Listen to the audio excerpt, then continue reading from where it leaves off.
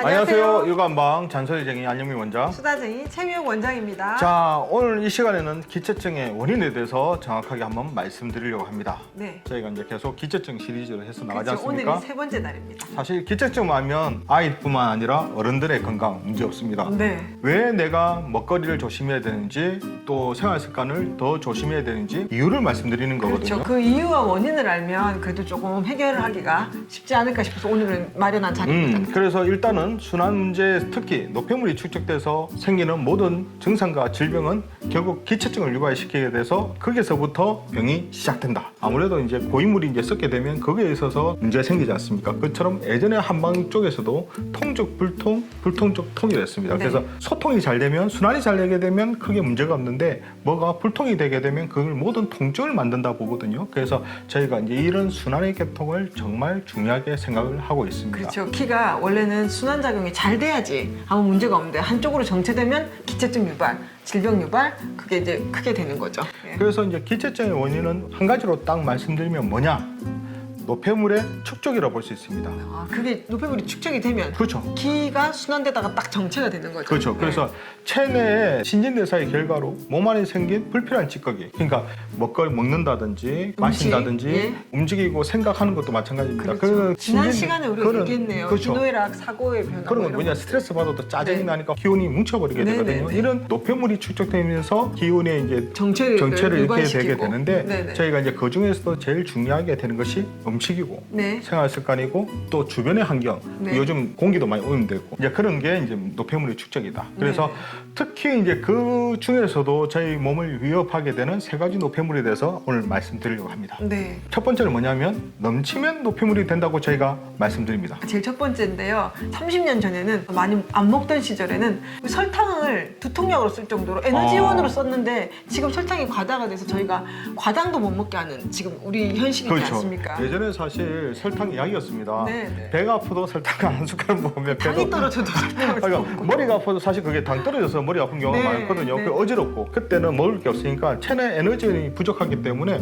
갑자기 기력도 떨어지게 되고 머리도 아프게 되거든요. 그러면 설탕 한 숟가락 해서 뭐 설탕물 딱 먹으면 갑자기 눈이 반짝하고 그렇죠. 그래서, 머리도 안 아프고 힘이 그래서 난다고 지금 했어요. 오늘 첫 번째는 넘쳐서 병이 된다, 노폐물이 된다, 탄수화물이 과잉인 그렇죠. 거죠. 이제 그래서 탄수화물 오늘 과잉에 대해서 말씀드립니다. 예로 지금 설탕을 말씀드린 거고요. 지금은 넘칩니다, 설탕이. 넘쳐서 뭐 당뇨라든지 혈관 질환이 생기는 겁니다. 뭐 우리가 자주 먹는 탄수화물 대표적인 뭐 쌀, 뭐 밀가루, 과자, 뭐 또 과일도 과일은 그냥 과일 아니냐 했는데 역시 강력한 탄수화물이라고 탄수화물. 볼 수 있습니다. 거기에다가 네네네. 가당까지 딱 있으니까 첫 번째 원인은 넘치지 않게. 그래서 일단 뭐 과당이나 저희가 설탕을 뭐 조절해야 항상 합니다. 앞에 있는 영상을 보시게 되면 저희가 과일대에서 자꾸 네. 못 먹게 하는데 오해하시면 안 됩니다. 먹지 말라는 거 아닙니다. 적당하게 먹으라는 겁니다. 근데 그 적당의 기준이 예전보다 너무 오버되어 있기 때문에 좀 적게 먹어야 됩니다.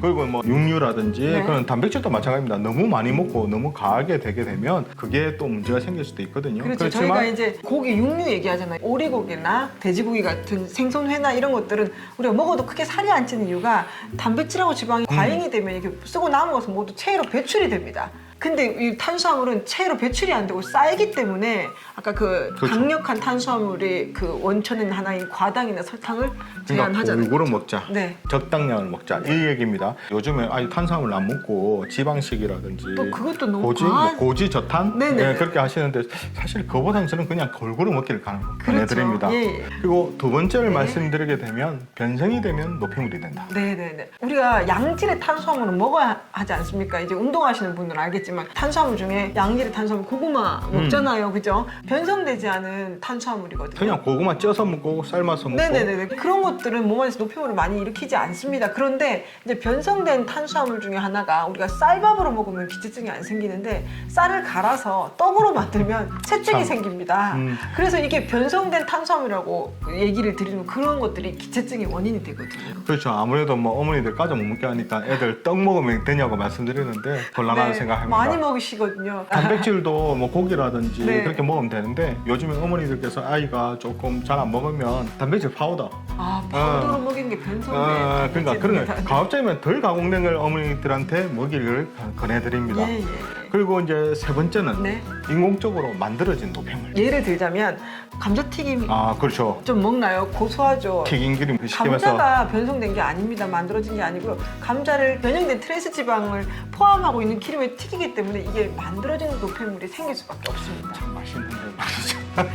중독성 있죠. 그러니까 아무래도 이제 그런 게 튀김이라든지 요즘 말하는 MSG 결국은 양입니다. 어느 정도 적당량을 내기 위해서는 조미료 쓰는 걸 저도 인정을 합니다. 그렇지만 가행되게 되면 분명히 몸에는 무리를 줍니다. 가급적이면 덜 가공된 그냥 쪄서 먹는다든지 그냥 구워서 먹는다든지 패스트푸드 요리 같은 경우는 네. 아무래도 조금 피해 주시는 게 좋겠죠. 네, 인스턴트, 패스트푸드 이런 것들이 다 변성된 또 만들어진 노폐물이 근원이 되기 때문에 그런 노폐물들이 우리 몸 안에 이렇게 쌓이게 되게 되면 결국 그게 기의 정체를 만들어서 기체증. 기체증이 되고 기체증이 우리 몸의 질병이 된다. 네, 네. 오늘 그것이 핵심이었습니다. 네. 자, 이처럼 이렇게 궁금한 육아 정보는 언제든지 댓글 달아주시면 준비해 보도록 하겠습니다. 우리 아이들을 위한 잔소리쟁이 안예민 원장. 수사쟁이 최미영 원장이었습니다. 좋아요, 구독하기도 잊지 마시고 다음 영상에도 만나 뵙겠습니다. 육아는 한방